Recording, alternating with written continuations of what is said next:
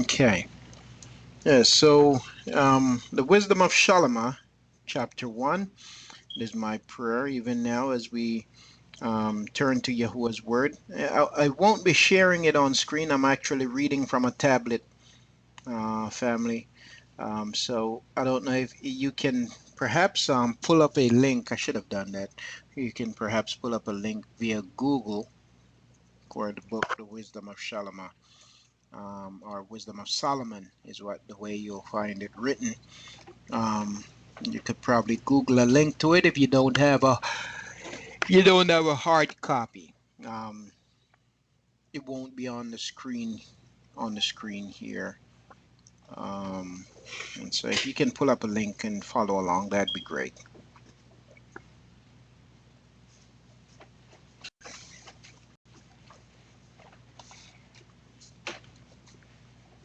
All right, chapter 1 of the Wisdom of Shalamah.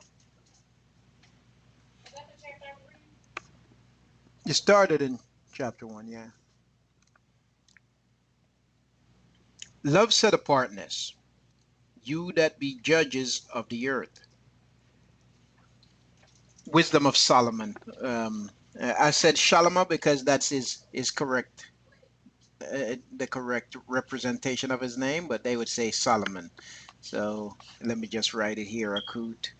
As a matter of fact, you know what? Let me see if I find a link here quickly. Um, Let me see if I can find a link.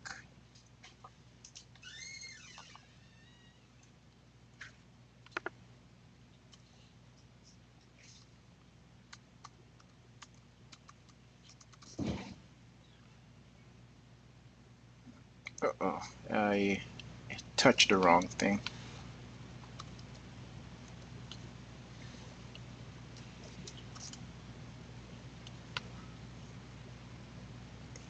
Okay, let's see.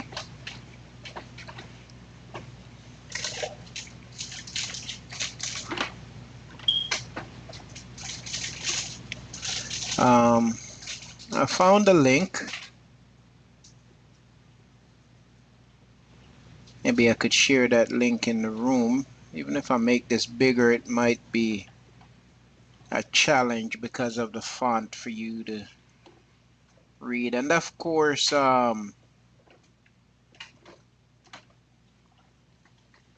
in these translations, you still have the names of titles of pagan idols. As I read, I will be replacing them.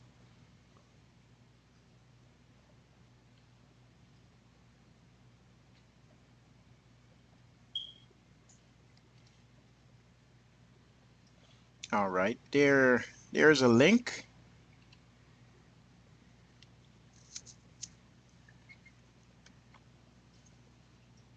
All right, and I'm gonna begin reading in chapter 1. It reads, "Oh, you're welcome, Dakut. You're welcome. Love set apartness. Of course, you'll see there it says righteousness. By the way, as we prepare to go to these scriptures, I just want to highlight something that affects people's understanding of the scriptures, especially the Christian. Um, for a lot of Christians, there are certain translated words that keep them from seeing the truth about Torah, um, about Yahuwah's instructions. That's what Torah is, Yahuwah's instructions, and the fact that um, the instructions of Yahuwah, Torah, is not done away. And as I say that, and even as we prepare to go back to the book of Galatians, I've said this before when we were going over the book of Romans, in particular, chapter 6 and 7 and 8 in particular. When we went over those chapters, I said this then, and I just want to say it again here concerning the very word Torah in translation. In translation, you see the word Torah And sometimes it's a poor translation. It's misrepresented. It's used very broadly when that the way that it is used in translation wasn't the intent of Shahul uh, in his usage of the word. Now, if you might not recall exactly what I'm referring to. I did say that when we're going over the book of Romans and showed that as we studied those chapters and studied that book. But when we get back to the book of Galatians, that's something we'll encounter again and we will address again. We will discuss and we will see. Context will show what I'm saying, what I'm alluding to. Now, in this case, I'm not talking about now the usage of the word Torah, but I'm talking about words like righteousness. I'm talking about words like iniquity. Um, these are words used by Christian translators to cause people to lose sight of what the scripture is actually saying. So, for example, if you go to, let's take, for example, the book of Yahuah, chapter 7. If you go to the book of Yahuah, chapter 7, and you read in chapter 7, what Yahuah is speaking of there is he's speaking about those who refuse to walk according to Torah. If we want to use the word law, even though it was a word that was used to scare us away from the scriptures, but let's use the word law. Um, it was when we read the book of Matthew chapter 7, it's a caution about going against his law. But what they did was they took out words like, instead of using words like lawlessness, or if you want to say Torahlessness, or something like that, instead of using words like that, they use words like iniquity, unrighteousness, or in the case of the book of Romans, you see a lot of righteousness and unrighteousness and so on.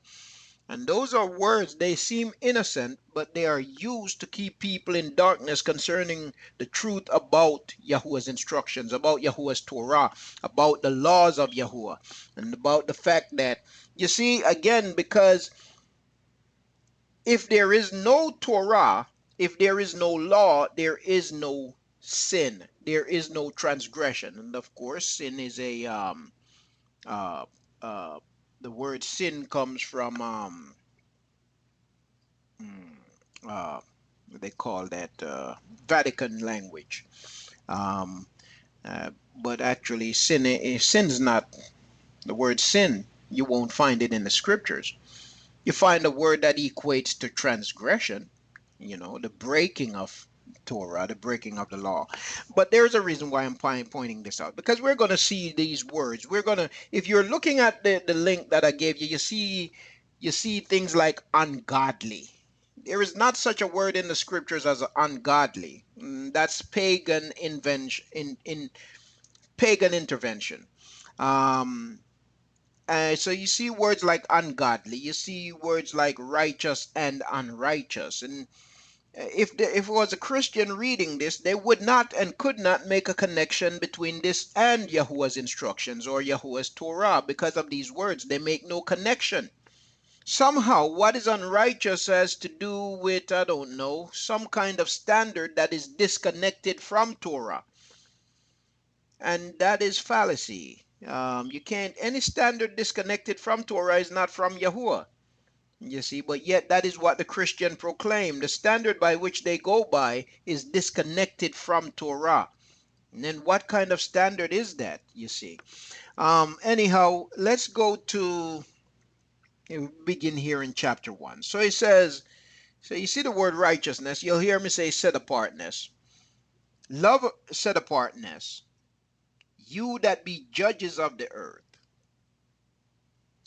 Now, I want to point out something here again too, family. This is important. Right here in verse 1, it says, love set apartness, you that be judges of the earth. Aratz that is used here is not speaking about the entire globe. It's not. And for example, too, in the book of, if you go to the book of Dabarim, chapter 12, concerning the feast, they do the same thing there. They take the instructions of Yahuah to a particular nation and they globalize it by using the word earth. And in some translation, they use the word soil as if in a global way. But Yahuah is not speaking to um, the globe. He is actually speaking through his servant to a nation, a particular nation of people. That's who he's speaking to. So, in other words, what I'm saying here is that here in verse 1, this is how it should be correctly translated. Love set apartness, you that be judges in the land. Or love set apartness, you that be judges ruling on the soil. He's speaking about a particular place and the particular people. These instructions, the instructions that Yahuah gave, is to a particular people living in a particular place. Nonetheless, Yahuah is always willing to accept the stranger. Anyone who is willing to turn away from their pagan ways and turn to his instructions, Yahuah is always willing and ready to accept them into the Dadi, into the beloved. Here it says, love set apartness, you that be judges in the land. Think of Yahuah with a good heart, and in simplicity of heart seek him. Hallelujah. For he will be found of them that tempt him not, and show himself unto such as do not distrust him. He will show himself to those who do not distrust him. Meaning, if we come to a place where we no longer trust Yahuah, Yahuah does not show himself to us. Again, going back to the promises that Yahuah give, Yahuah's promises are only for those who trust him, those who seek him, those who trust him. If you don't trust him, you don't seek him, he gives no promise to you. He hides himself from those who distrust him. So Christianity conditioned us to go out there and to try to reach the world. Well, you're reaching it for somebody else. You're reaching it for Zeus, and I guess that's okay. But please, for the one who think that they're going out there reaching the world for Yahuah, that's not the expectation of Yahuah. He hides himself from the one who distrusts him. He hides himself from the wicked.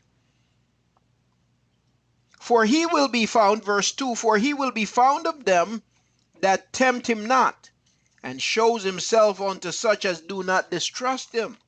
Verse 3, for froward thoughts separate from Elohim. A man with froward thought, a woman with froward thoughts, wicked thoughts, Torahless thoughts are separated. Our thoughts, evil thoughts, separate us from Elohim. And his power, when it is tried, reproves the unwise. And in his power he reproves the unwise.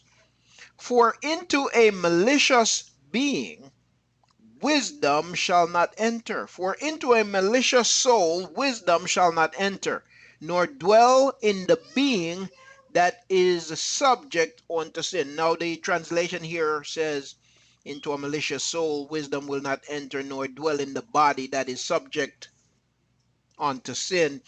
And again, that is due to Christian error, because we must understand that we do not have what I like to call Casper, the friendly ghost, living on the inside of us. We don't have this thing called a soul that when we die it floats up out of us. What the scriptures tells us is that every one of us is a living soul. While Christianity has taught us that, you have this ghostly figure that even at times can rise up out of you, and you have a near-death experience and this ghostly figure comes back into you. That's Christian theology, it's not scriptural truth. And the translation here, it's translated to go along with that Trinity doctrine. That's just another uh, Trinitarian doctrine about body, soul, and spirit. Yahuwah says that the scripture says that Yahuwah Elohim formed man of the dust of the ground and breathed into his nostril, and man became a living soul. A living soul. So, what is the soul? Soul is the combination of the flesh and the breath of Yahuwah. The breath of Yahuwah combined with flesh brings about a living soul. So, man became a living soul.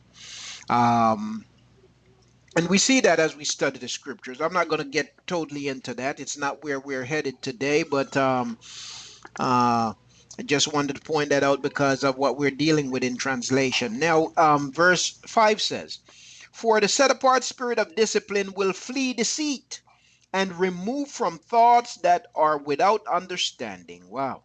So, man, it's a dangerous place to be. If we are without understanding, if we are people who lack wisdom, lack understanding, we do not have the presence of Yahuwah. We don't have it. If we lack it, we don't respect it enough to possess it, to seek after it. Yahuwah separates himself from us. For the set apart spirit of discipline, the set apart spirit is a spirit of discipline. For the set apart spirit of discipline will flee deceit and remove from thoughts that are without understanding, and will not abide when Torahlessness comes in. They use the word unrighteousness.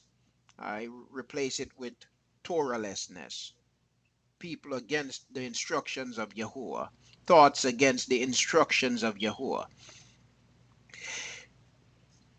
Verse 6, "For wisdom is a loving spirit, and will not acquit a blasphemer of his words. For Elohim is witness of his reigns, and a true beholder of his heart, and a hearer of his tongue." Yahuwah witnesses his reign. There is nothing hidden from him. He is also a true beholder of his heart, the wicked's heart, and the hearer of his tongue. He hears exactly what he is saying. For the spirit of Yahuwah fills the world, and that which contain all things has knowledge of the voice. That's something amazing and profound. It says that which, or he whom, speaking of Yahuwah, he contain all things. That's how great he is. Have knowledge of the voice. He hears what we're saying, in spite of what we're saying. Therefore, he that speaks Torahlessness, unrighteousness, unrighteous things, cannot be hid. Neither shall vengeance, when it punishes, pass him by. For inquisition shall be made into the counsels of the Torahless ones. They use the word ungodly. Torahless ones. For inquisition, Yahuwah is going to launch an investigation into the counsel, into the thoughts, into the planning of the Torahless one. And the sound of his word shall come on to Yahuwah for the manifestation of his wicked deeds. The sound of his word will come on to Yahuwah, and it will manifest his wicked deed. There are several places in scripture where Yahuwah talks about the voice of the word. You know, we can hear people speak, and it might sound like they're saying one thing, but what we have got to be able to do is to hear the voice of the word. We need to be able to hear the voice of the word of people, and more importantly, we need to be able to hear the voice of the word of Yahuwah. To hear the voice of the word of Yahuwah is to hear his word and to be able to gain understanding from what we hear, to know precisely what it is Yahuwah speaks. But there are a lot of people who hear. There are a lot of people who listen but do not hear. There are a lot of people who listen but do not hear. And so Yahuwah says, let him who have an ear to hear, let him hear what the Ruach is saying to his assembly. And so we've got to be able to hear the voice of the word. We've got to be able to hear the tone of the word. We've got to be able to hear exactly what's being communicated. Verse 9, I just read, for inquisition shall be made into the counsels of the Torahless one, and the sound of his word shall come unto Yahuwah for the manifestation of his wicked deeds. Nothing is hidden from him. For the ear of jealousy hears all things, and the noise of murmurings is not hid. My wife and I was having a conversation. She asked me about what is the difference between murmuring and complaining. Oftentimes you hear murmuring and complaining, and sometimes the mistake is made to consider the two to be one in the same, but in reality they're not one in the same. One leads to another, and pretty soon they walk together, but they're not one in the same. Uh, when you find a complainer, you'll also find that that complainer is a murmurer. And what is it to murmur? To murmur it's a quiet noise.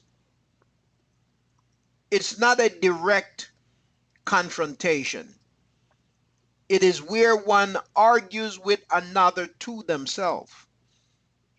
And so you go about all day long, like our ancestors in the wilderness. They went about all day long in the wilderness talking under their breath. And then occasionally they would confront Yahuwah, or they would confront his servant with their complaining. But for the rest of the day, they are busy. You go by them and it sounds like it's a bunch of bees. All you hear is this deep rolling. Can't quite make out what is being said, but they're saying a whole lot. But they're talking to themselves.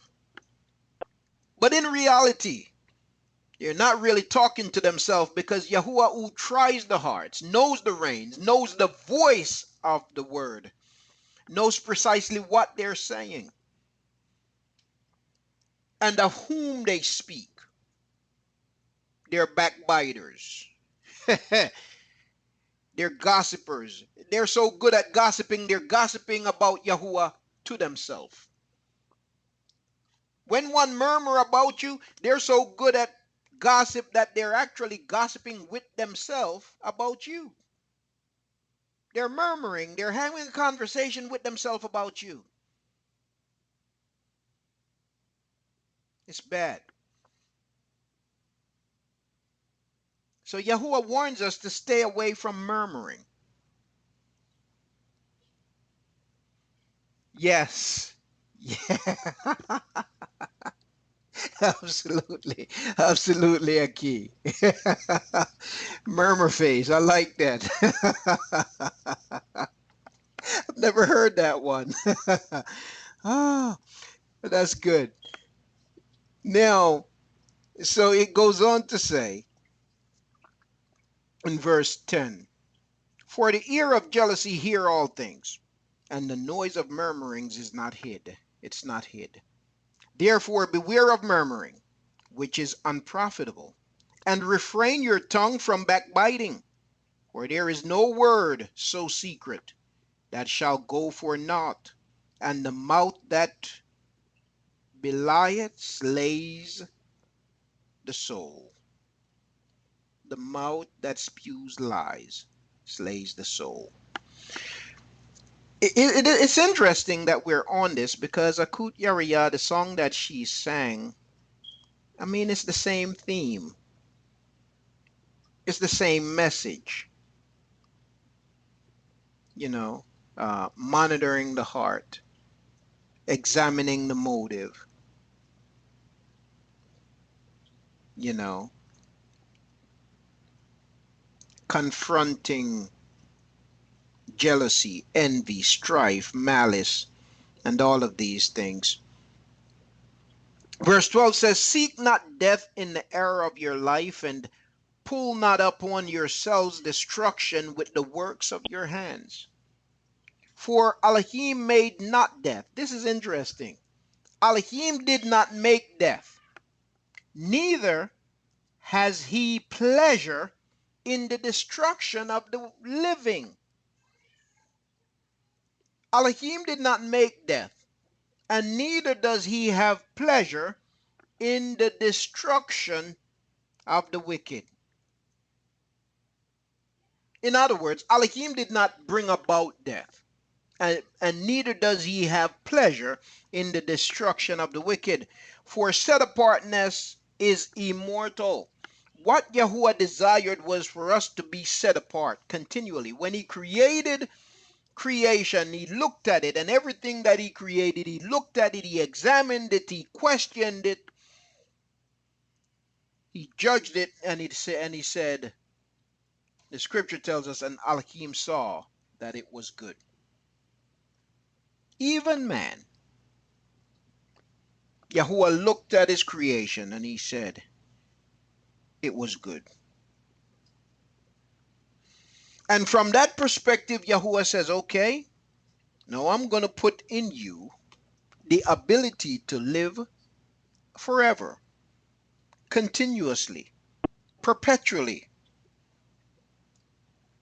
I'm going to put in you the ability for you to live continually, perpetually, forever. And because I put in you the ability for you to live perpetually, for you to live continuously, and for you to live forever, with that I will give you the desire to live. I will give you a desire for life.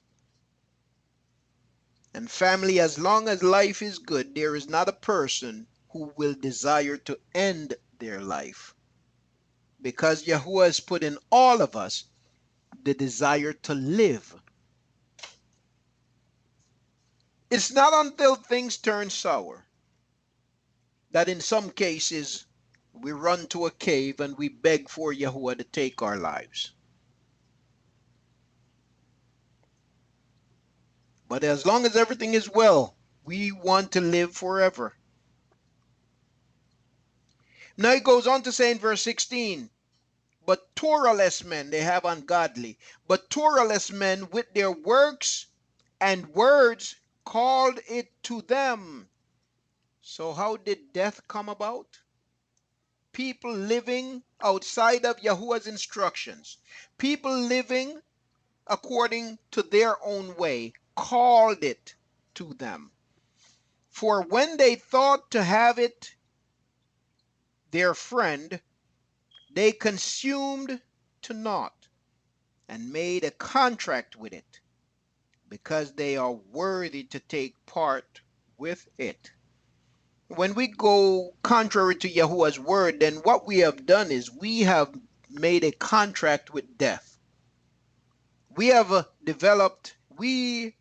developed a friendship with death, and somehow we think that we're going to develop a friendship with death, we're going to enter into a contract with death, and somehow we're going to live forever. Somehow things are going to be good. You see? Yes, indeed, Akut.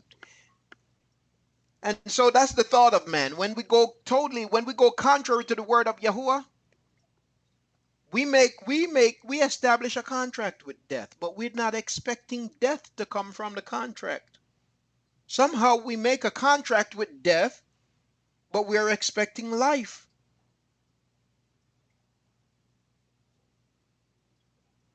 That's what Yashar'Al did every time.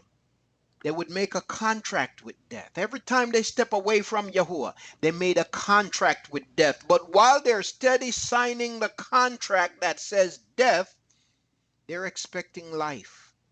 It doesn't work that way. The construct of a contract is the reward of the contract.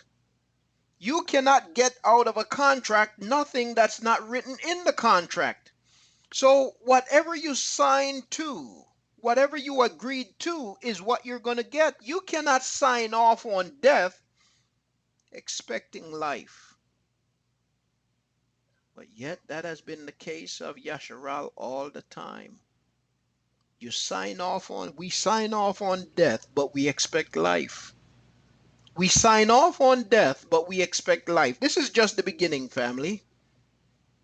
Yes, and still to this day, we sign off on death, but we expect life. Chapter 2.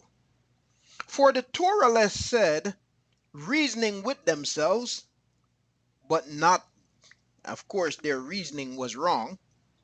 Our life is short and tedious, and in the death of a man there is no remedy. Neither was there any man known to have returned from the grave. Now, this is important and this is interesting, and I wanna highlight this for a second, family, before we go on. Now, this is a beginning part of this book where people take it out of context to say that Shalamah said that there is no life after death, that there is no resurrection. There are people out there who say that, and what they do is they rip it out of context. They rip the text out of context to say that Shalamah says this when Shalamah did not say that. As a matter of fact, I'm going to read again the verse that I just read to show that that's not something Shalamah says. Okay? And a lot more of what's getting ready to come. So here in verse 1, at the beginning of verse 1, this is what he says: for the Torah-less one said, those who live contrary to Yahuah's instruction, says, they have the word ungodly there. That's not what should be there. Those who live contrary to Yahuah's instruction, says, reasoning with themselves, but not according to knowledge. Our life is short and tedious, and in the death of a man there is no remedy. Let us just live it up. Let us have a good time. They're making a contract with death. But somehow when death comes knocking, they are surprised. But you made a contract with death. So life is tedious, and in the death of a man there is no remedy. Neither was there any man known to have returned from the grave. You know, that's what's dangerous about Yahuah's patience. That's what's dangerous about Yahuah's patience. You might say, what is he talking about? I'm going to say it again. That's what's dangerous about Yahuah's patience. You see, because Yahuah is so patient, and because Yahuah is so long suffering, and because we might do some things and we don't see anything happen right away, we run the risk of falling into dangerous. If we're not careful, we might begin to think, oh, nothing's going to happen. As a matter of fact, uh, this Yahuah they talk about don't even exist. If he did, then something surely should have happened. What about all these people that have done all this evil to us? How about these people that have been hanging us from trees for hundreds of years and still they're prospering? Certainly, this is a fairy tale. This ain't real. And say, I mean, and so we say, well, they've gotten away with this evil all this time. I don't see nothing happening to them. Ain't nothing gonna happen to them. As a matter of fact, that writing that y'all keep talking about, that was written by some man somewhere with nothing else to do with his time.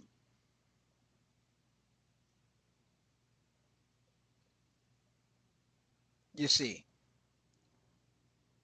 yes, it would appear that way, Akut. And with nothing else to do with their time, and so they wrote up this fairy tale. That's the danger of Yahuah's patience. Mm. It's not intentional. The intent of Yahuah being patient with the wicked is not to lull the wicked to sleep. He is patient with the wicked to give the wicked time to repent. But the wicked in his wickedness is lulled to sleep.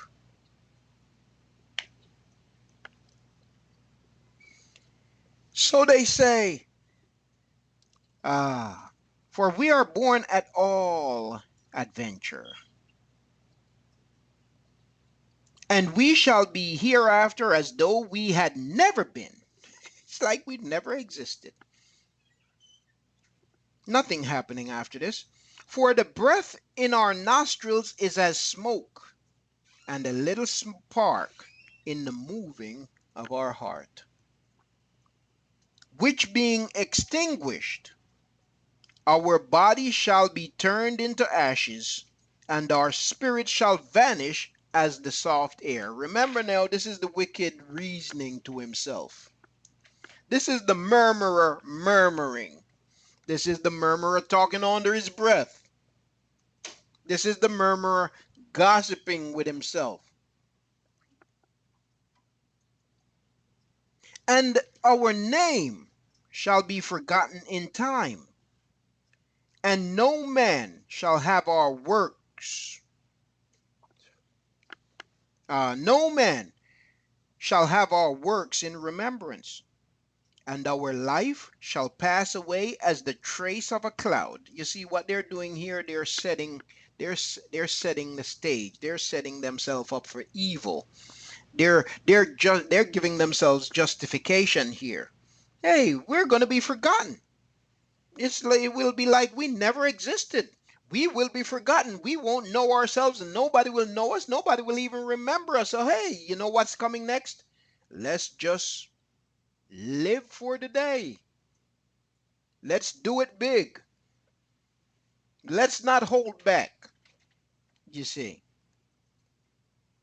And our name shall be forgotten in time, and no man shall have our works in remembrance, and our life shall pass away as the trace of a cloud, and shall be dispersed as a mist that is driven away with the beams of the sun, and overcome with the heat thereof.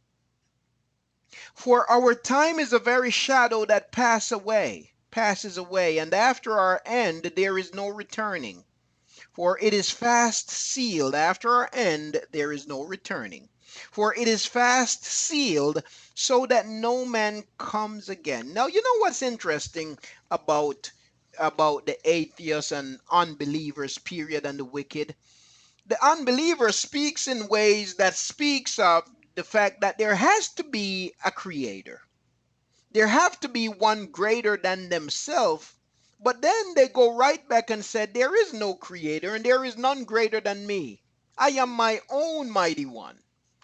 But he said that it will be fast sealed. What does it mean to seal a thing? Does it not take effort to seal something? It says, and after our end, verse 5, there is no returning, for it is fast sealed, so that no man comes again. Well, who sealed it? If that was the case. If there is a sealing, somebody would have to do it. So who did?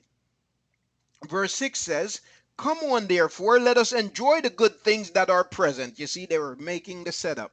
Come on now, let us enjoy the good things that are present, and let us speedily use the creatures like as in youth.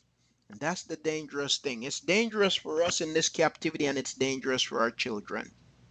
Because if we're not careful, we can look around us and we can look and see the oppression of our people. We can look and see the injustice, and we can look and see nothing happening, nothing changing, and we can become fed up with the situation, and we will begin to make the same argument as they. Listen, all these years I've been living, I ain't never seen nobody died and come back from the grave to tell me that this, that, and the other happened. It is all a fraud. I might as well just live life now to the fullest. And what is living life to the fullest? To live against the instructions of Yahuah.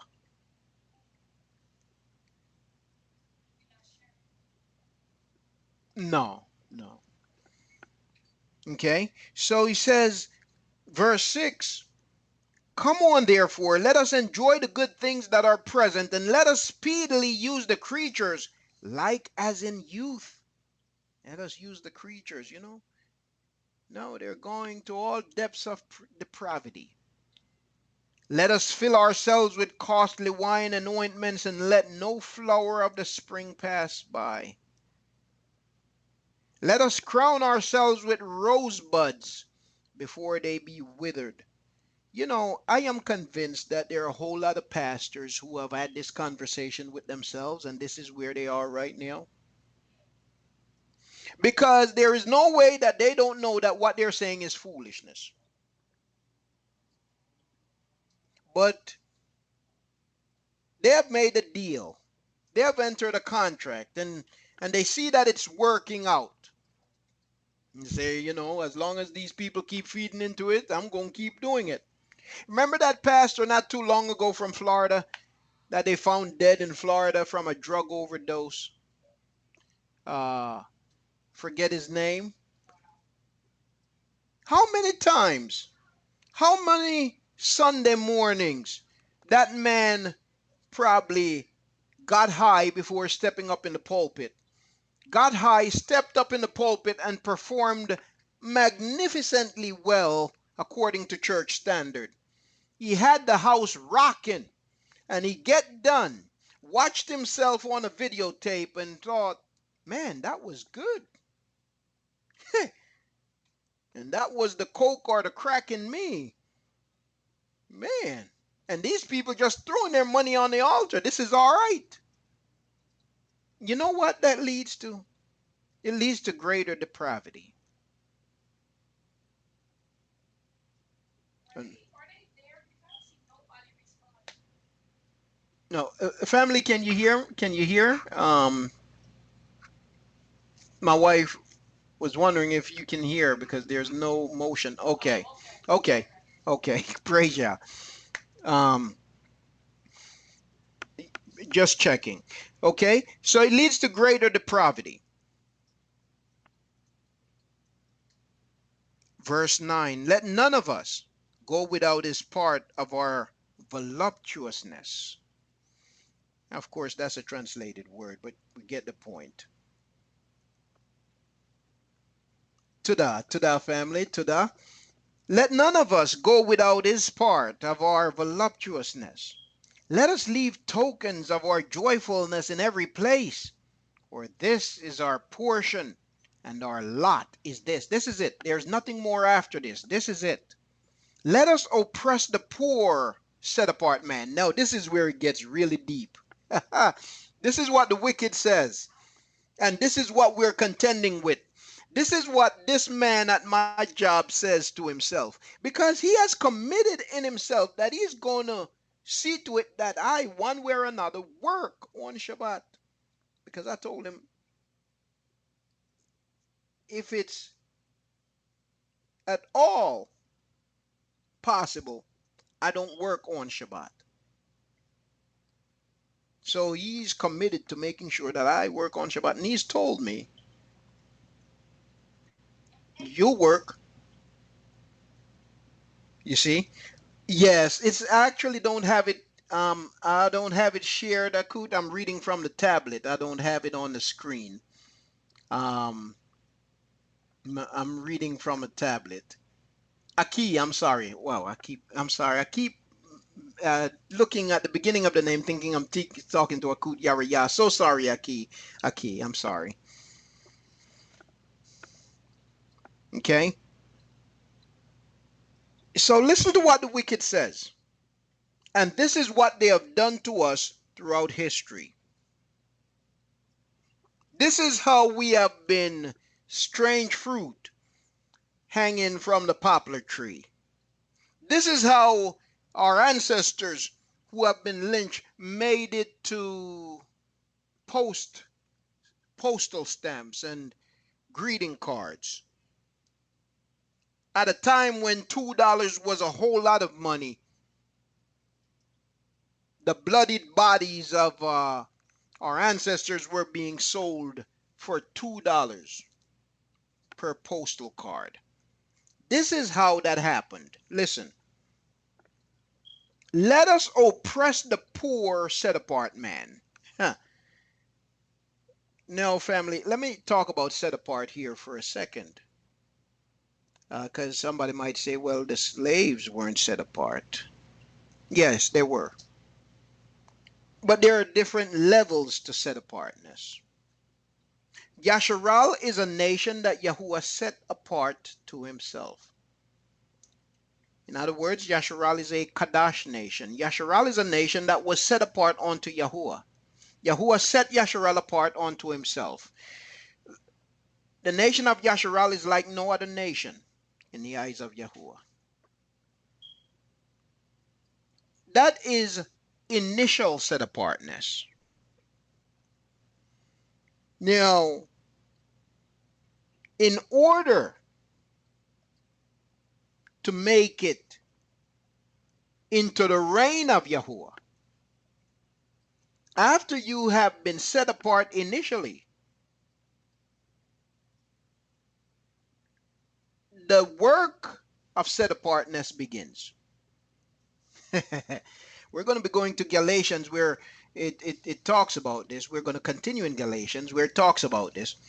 And that's the thing that Shahul is talking about that a lot of people don't realize and don't understand.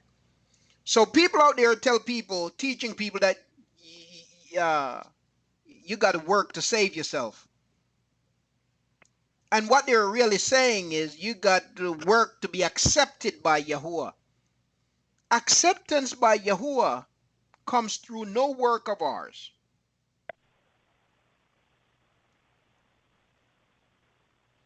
In other words, what they're saying is you got to work to be chosen by Yahuah.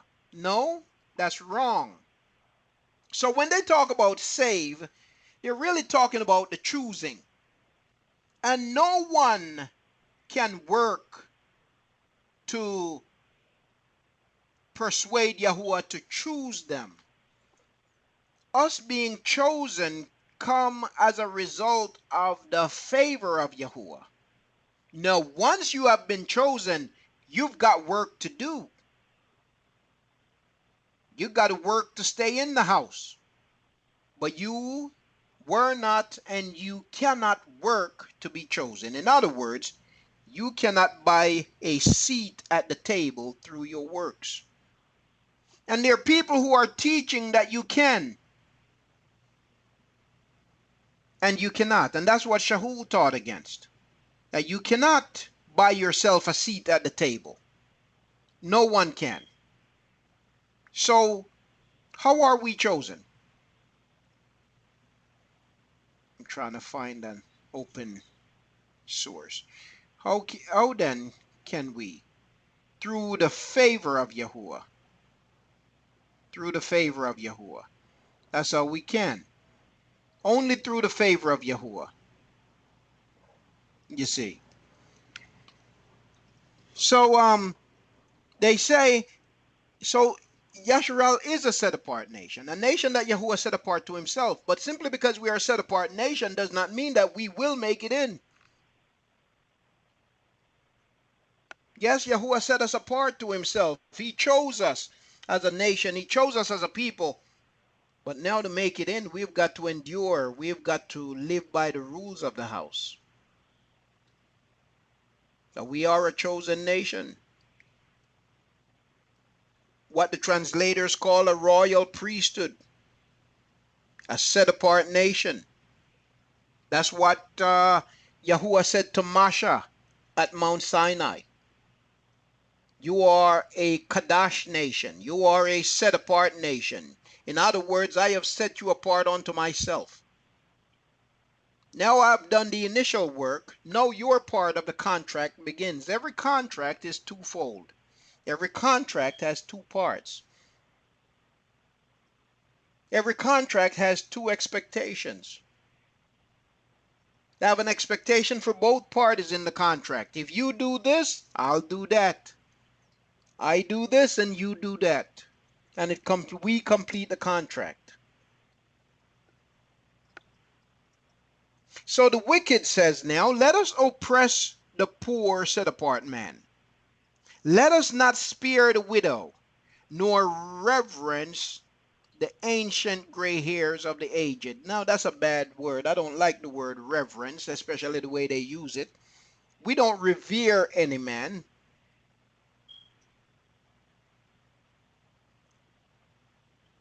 Any revering belongs to Allah, should be reserved for Yahuah.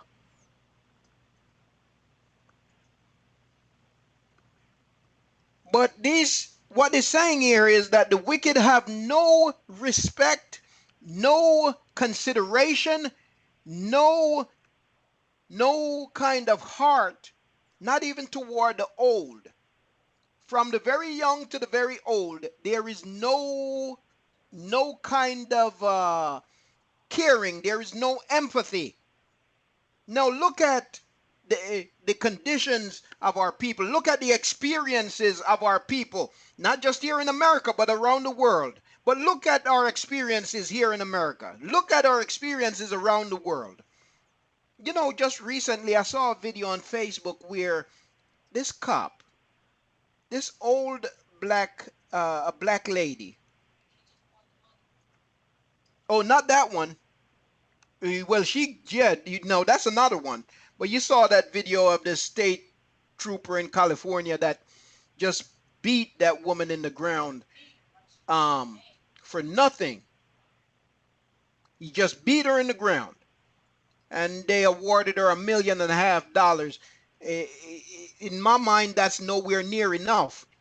Nowhere near enough. But that's okay. That's that. But there was another video on Facebook not long ago with this old black lady. The lady was 70, I think 78 years old, somewhere around there. And the cop, um,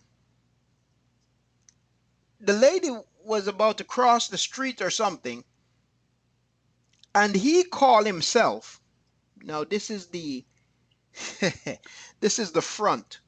He called himself protecting her from um, oncoming traffic, just like that cop called himself looking out for Michael Brown because he was walking down the center of the street. And so either you get up on the sidewalk for your safety or I'm going to kill you in the middle of the street. Why not just let a car hit me? But he called himself, I guess, looking out for the safety of this lady. The lady went across the street and the cop tackled her. Old lady, 78 or something, tackled her to the ground, hit her head on the pavement and everything. And she seemed like she went unconscious for a while. But his story is that he was trying to protect her from oncoming traffic. And there was no oncoming traffic when the lady stepped out. But he was trying to protect her from oncoming traffic. So the wicked have no, it says here, so this is what the wicked says: let us oppress the poor set apart man, let us not spare the widow, nor respect the ancient gray hairs of the aged. Let our strength be the law of justice. Let our strength be the law of justice. For that which is feeble is found to be nothing worth. Y'all are feeble. Y'all are weak. You're not worth living. That's the doctrine of evolution. You know, that's Darwin's law of evolution. The strong must eat the weak in order to survive. It's a natural thing. That's the way it's supposed to be. What does it say here? Let our strength be the law of justice. For that which is feeble, that which is weak, is found to be nothing, is found to be worth nothing. Therefore, let us lie in wait for the set apart ones, because he is not for our turn, and he is clean, contrary to our doings. Yes, survival of the fittest. There it is. That's exactly the terminology they use. You know, at work just yesterday, I worked with some fellas there that they were joking. They were saying The other one guy was telling the other guy, yeah, he's very anti-Craig. Uh, Craig was boasting about the things that he would do. And Craig said, no, Mike wouldn't do that. And Bill said, no, he's very anti-Craig. Now they think, I guess they think that I believe in Christ, you see. So you're saying he's very anti-Craig, what he kind of alluding to antichrist. So, you know, thinking they're messing with me in that way. Um, but he's boasting about the things that he'll do. But no, Mike won't do that. He's, you know, he has a heart. Need this and need that. Now, to hear the wicked say that, and then to think about what the wicked is thinking, can be something. Because listen to this. So, this is what they say. Number one, they perceive you as being weak because you choose to live a set apart life. So he's feeble. He's not worth anything. He has no worth. Verse 12, therefore, let us lie in wait for the set apart one, because he is not for our turn, and he is clean contrary to our doings. That creates a problem.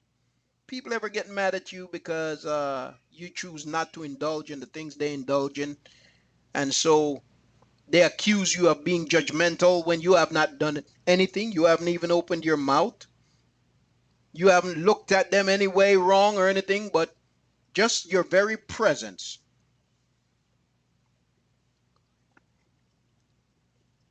So, and he is clean contrary to our doings. The wicked knows his wickedness. The wicked knows his wickedness. He upbraids us. He judges us with our offending, with our offending the law. He seeks to correct us. He seeks to chastise us. He seeks to chide us with our offending Torah, and objects to our infamy, the transgressings of our education. Ooh, yeah, that is so true. Yes, I object to the wicked's educational system. They know it. And objects to our infamy, the transgressings of our education.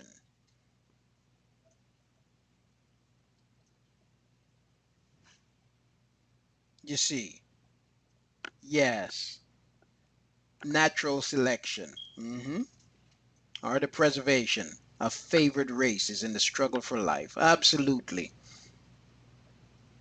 That's the scientific terminology. Very much so, Aki. He professes to have the knowledge of Elohim. The set apart one now. This is the wicked having this conversation. The wicked says he professes to have the knowledge of Elohim, and he calls himself the child of Yahuah. He was made to reprove our thoughts. He is grievous unto us, even to behold, even to look upon him. It grieves me. Boy, he makes me sick. I can't stand him.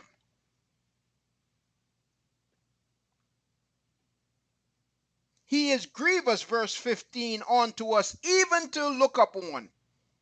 For his life is not like other men's. His ways are of another fashion. We want to know how to be set apart? Just listen to the wicked. Our ways should not reflect their ways. We are esteemed of him as counterfeits. He called us counterfeits, yes. Yeah, I mean, you know, in church, there are really two types of people in church.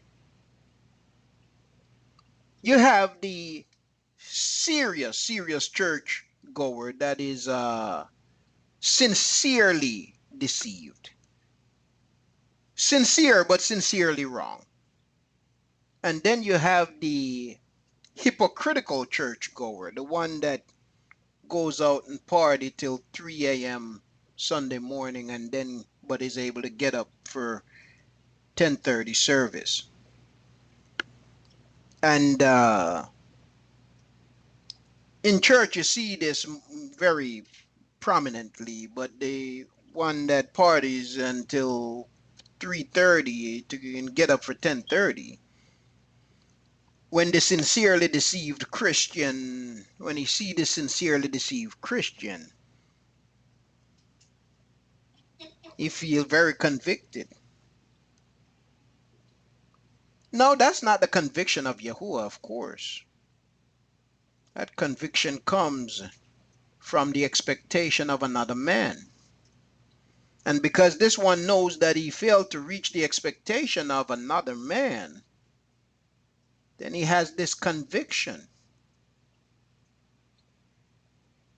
Tuda, Akut, Tuda. I'm going to stop here and then we'll restart. We'll pick up at verse 16. Tuda, Tuda Rabba Akut. Let me go ahead and